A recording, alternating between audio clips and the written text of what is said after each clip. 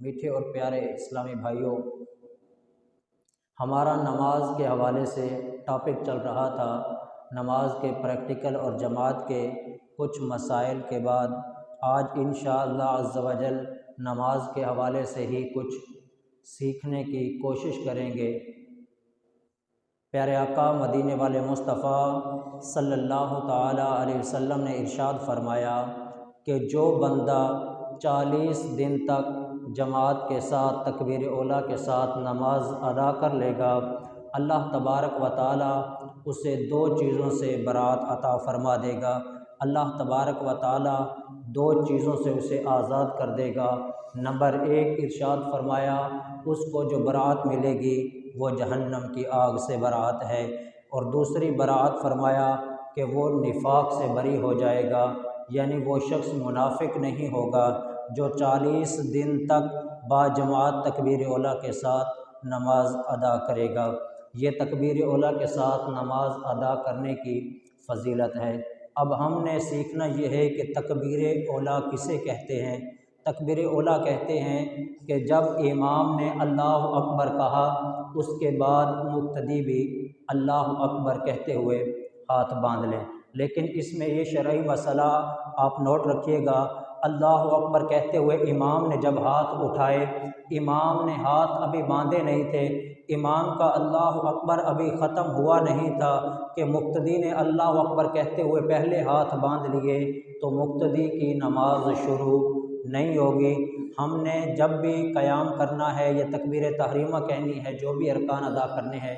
امام نے جب وہ رکن ادا کیا تو اس کے بعد ہم دوسرا رکن ادا کریں گے۔ امام نے تکبیر تحریمہ کہہ لی، اس کے بعد پھر ہم تکبیر تحریمہ کہیں گے۔ ایسا نہ ہو کہ امام ابھی اللہ اکبر کہہ رہا ہے، ہم پہلے اللہ اکبر مکمل کرتے ہوئے ہاتھ باندھ لیں، تو اس طرح یہ امام کی اقتداء مکمل نہیں ہوگی۔ تکبیر اولیٰ کہتے ہیں امام نے اللہ اکبر کہا، اس کے بعد مقتدی بھی اللہ اکبر کہہ لے۔ اب یہ تکبیر اولیٰ کی جو فضیلت ہے، جو حدیث مبارکہ میں بیان کی گئی، یہ بندہ کب تک نماز شروع کر لے تو تکبیر اولیٰ کی فضیلت حاصل ہو جائے گی۔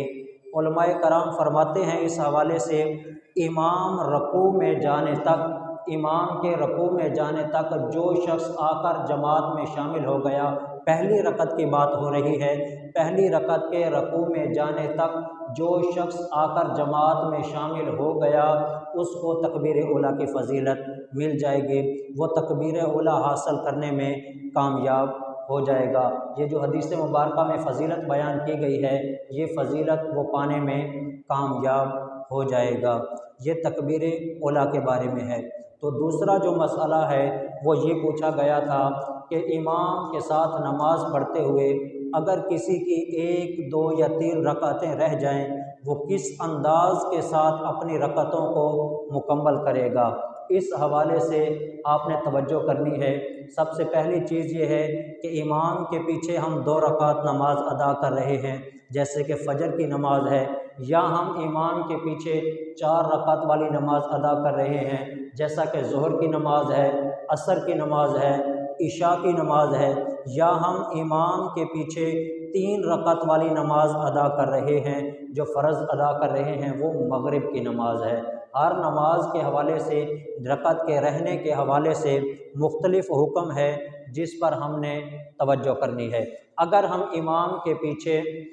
فجر کی نماز میں اس وقت شامل ہوئے جب امام کی 1 رکعت مکمل ہو گئی تھی، ہم دوسری رکعت میں آ کر شامل ہوئے، تو اب حکم یہ ہے جب امام اپنی 2 رکعت مکمل کر کے سلام پھیر دے، اس وقت جس کی 1 رکعت رہتی تھی وہ کھڑا ہو کر اپنی رکعت کو مکمل کرے گا اور سبحانک اللہم سے شروع کرے گا۔ سبحانک اللہ ثنا پڑھے گا، اعوذ باللہ، بسم اللہ، اس کے بعد الحمد شریف، اور اس کے بعد پھر سورت ملائی جائے گی۔ یہ اس کا ہے کہ جس کی 1 رکعت رہ گئی۔ اب یہ 1 رکعت جو ہے فجر میں رہ گئی، یا کسی کی ظہر میں رہ گئی، کسی کی عصر میں رہ گئی، کسی کی مغرب میں رہ گئی، عشاء میں رہ گئی، تو وہ اپنی جو 1 رکعت مکمل کرنے کے لیے کھڑا ہوگا، اس کے لیے حکم یہی ہے کہ وہ سبحانک اللہ سے شروع کرے گا، اس کے بعد اعوذ باللہ، بسم اللہ، الحمد شریف، اور اس کے بعد سورت ملائے گا۔ اب اگر کسی کی 2 رکعتیں رہ گئیں تو اس کا حکم بھی یہی ہے کہ اگر کوئی ظہر کی نماز ادا کر رہا تھا، اس کی 2 رکعتیں رہ جاتی ہیں، اب وہ اتحیات میں اگر آ کر شامل ہوا، یہ مسئلہ آپ توجہ رکھیے گا، کوئی بھی نماز میں اگر بعد میں آنے والا اتحیات میں شامل ہوا، وہ آ کر اتحیات میں بیٹھا تھا کہ امام کھڑا ہو گیا، اب جو شامل ہوا ہے اس کے لیے یہ ہے کہ وہ اتحیات عبدہ و رسول تک مکمل کر کے پھر کھڑا ہوگا، اگرچہ وہ 2 رکعتیں اس کی رہ گئی تھی، 3 رکعتیں رہ گئی تھی، یا جس بھی حالت میں اگر وہ امام کے ساتھ اتحیات میں شامل ہوتا ہے، تو جب وہ ابھی اتحیات میں بیٹھا تھا کہ امام کھڑا ہو گیا اپنی باقیہ رکعت کے لیے، تو جو بعد میں شامل ہوا ہے اس کے لیے حکم یہ ہے کہ وہ اتحیات عبدہ و رسول تک پڑھ کے کھڑا ہوگا، یا آخری رکعت میں اتحیات میں شامل ہوا، اب وہ ابھی شامل ہوا تھا کہ امام نے سلام پھیر دیا، اب بھی حکم یہ ہے کہ وہ اپنی بقیہ رکعتیں جو مکمل کرنے کے لیے کھڑا ہوگا وہ عبدہ و رسول تک پڑھنے کے بعد کھڑا ہوگا۔ اب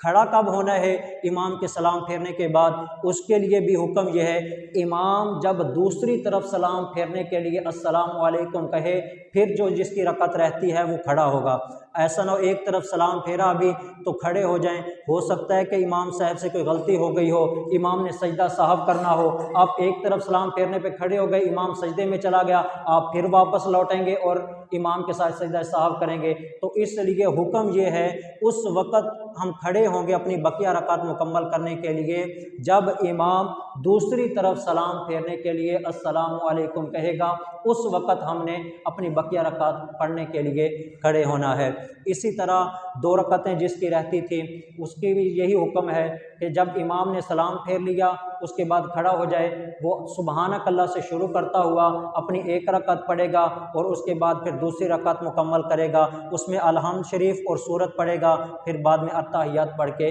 سلام پھیر دے گا۔ مغرب کی نماز میں اگر کسی کی 1 رکعت رہ گئی، دوسری رکعت میں آ کے شامل ہوتا ہے، تو وہ آ کر جس طرح امام نے دوسری رکعت مکمل کی اتحیات کیا، پھر تیسری رکعت مکمل کی اتحیات کیا، تو جس کی رکعت رہ گئی تھی وہ کھڑا ہو کر اپنی رکعت کو مکمل کرے گا اور اتحیات کہتا ہوا سلام پھیر دے گا۔ اب اگر کسی کی 3 رکعت والی نماز تھی، 2 رکعت نماز اس کی چلی گئی تھی، 1 رکعت اس کی باقی تھی،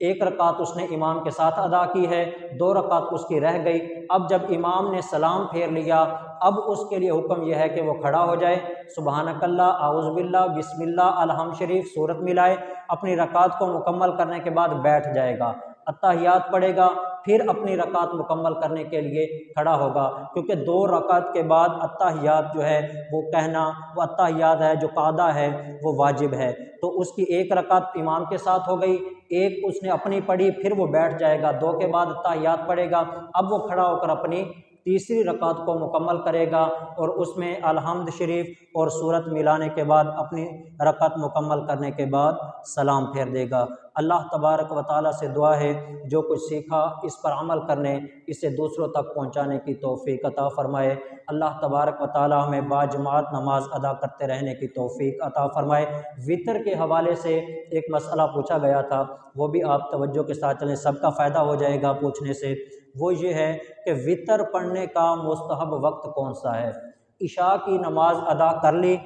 فرض ادا کر لیے، اب اگر کسی کو یہ کنفرم ہے کہ میں تہجد کے وقت میں اٹھ جاؤں گا تو اس کے لیے مستحب یہ ہے کہ وہ تہجد کے وقت اٹھ کے اس وقت وطر ادا کرے، یہ زیادہ فضیلت ہے، یہ زیادہ ثواب ہے۔ جب وہ سو کر اٹھے گا پہلے تہجد کی نماز ادا کرے گا، اس کے بعد وہ جو اس کے وطر رہ گئے تھے وہ وطر ادا کرے گا، پہلے تہجد کی نماز اس کے بعد وطر۔ لیکن اگر کسی کو یہ کنفرم نہ ہو کہ پتہ نہیں میں تہجد کے وقت میں اٹھ سکوں گا یا نہیں اٹھ سکوں گا، آنکھ کھلے گی یا نہیں کھلے گی، اب اس کے لیے حکم یہ ہے کہ جب اس نے عشاء کے فرض ادا کر لیے اس کے بعد وطر اور باقی نماز مکمل کر کے پھر اپنی نماز کو مکمل کر لے۔ اللہ تبارک و تعالیٰ دین کے احکامات سیکھتے رہنے کی توفیق عطا فرمائے، آمین بجاہ النبی الآمین صلی اللہ تعالیٰ علیہ وسلم۔